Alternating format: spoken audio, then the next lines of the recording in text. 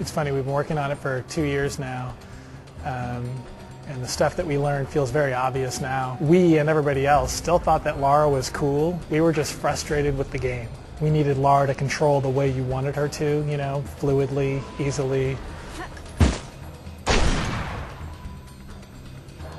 When you're on the ledges that Lara invariably encounters, or vertical poles, horizontal poles, etc., you can tap the Y button on Xbox, triangle on PS2, and in rhythm with her motion and accelerate across that primitive. So typically in a game where you're just holding a direction and waiting for the character to get to the end, now you're actually interacting with Lara and speeding yourself through the environment.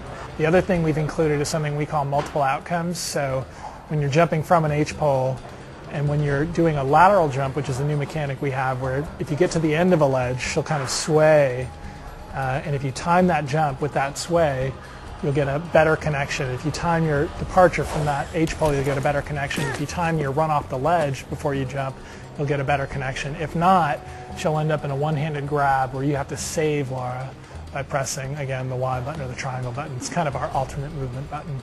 In the most recent outing before ours, Angel of Darkness, which, you know, some people really loved, and I respect that. One of the things they did that a lot of people did not appreciate was put you in a city for the first roughly 2 hours of the game, an abandoned city. And that was one thing that we were not going to do. We wanted to put you right back in the tombs, and that's what we've done with Tomb Raider Legend.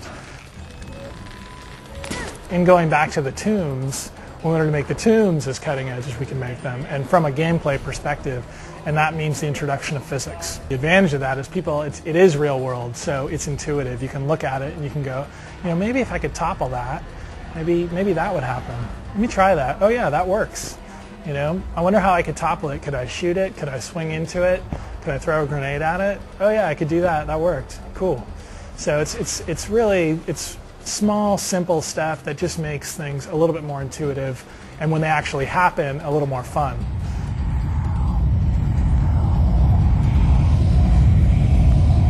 We wanted to bring Lara kind of up to date in a few different ways, you know, both technically and how many polys, texture detail, and the like, but also kind of as a character in terms of how lifelike she is. That's why, you know, as you play the game, when you set up to do a jump, she'll look in the direction she's about to jump, responding to your immediate input, not waiting for you to press a button. That's one of the reasons why we have her gear is all visible on her. She comes in with her pistols. You don't put 5 million weapons into her backpack.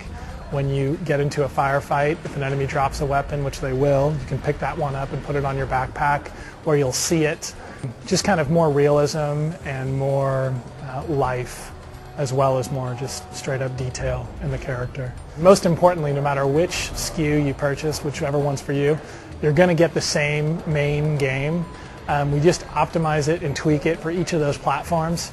So, for example, on the PSP, we have 3 mini games that you can play with friends in ad hoc mode. One of which is essentially a race using Lara's core mechanics, where you're trying to beat your friend with the fastest time through a section. You can also play that by yourself, and we randomly generate that to a certain extent. So every time you play, you get a slightly new experience. On Xbox, we're pegged at 60 frames a second, so you get a little bit of a smoother feel. The PS2 looks great, but that is a nice advantage of the Xbox. It's also live aware, so of course you'll know if your friends are on. And feature-wise, we have achievements. So if you collect rewards, if you beat the game on normal or hard, if you get good times in time trial mode, you earn more achievements. And of course, if you're playing on Xbox 360, your friends will know that you are and where you are in the game. So if they want to give you hints, you want to ask them questions, we support that.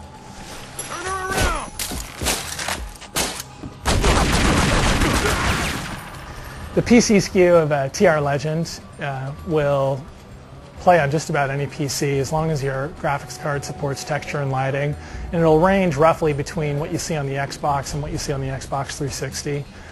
It'll take full advantage of your higher end graphics cards. as well, so you'll get as good of experience as your PC can support.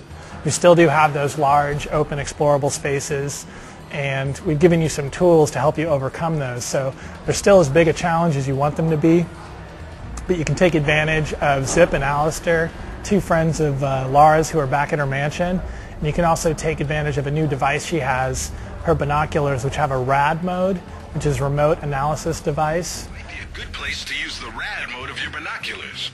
You could be right. Which allows her to kind of figure out what's interactive in the scene by the binoculars' ability to pick up, small vibration. So it's just another way to help you through a space. We want you to be able to solve without going to a hint guide or go online. Combat in Tomb Raider Legend is kind of interesting for a couple reasons. I mean, the first of which is that combat has never been the most important thing about Tomb Raider. It's always been something that Lara could do, and Lara could do in cool ways. I mean, the main strategy in the old Tomb Raiders was to jump and shoot, which you'd never been able to do before. So it's got that mix where it's not the most important thing about the game, and when you do it, it had been a lot of fun, at least in the earlier versions. So that's more or less what we've tried to do in Tomb Raider Legend. We believed in that approach, and we think it makes sense for her character and for the 4 Tomb rating in general. You can do things like use your grappling hook, which is primarily an exploration tool, to yank enemies towards you, to set up for combos. You can yank enemies off high ledges, down to the ground below where you can shoot them. You can use that grappling hook to pull an enemy into a slide tackle, into an acrobatic jump-off maneuver, which allows you to do high damage shots. We took our story very seriously on this game. We wanted you to have a reason to want to get to the next level beyond just a new challenge. We wanted you to want to learn more. So yeah, it's a fun story. I mean, the one thing I like to tell people is that in her bio, it always talks about how something happened to her in the Himalayas that made her who she was, but none of the previous games or media has gone into that. In this game, we go right to the Himalayas, and you get to see what that was and understand that fully.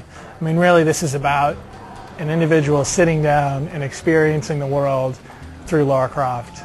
So that's what we've set out to deliver.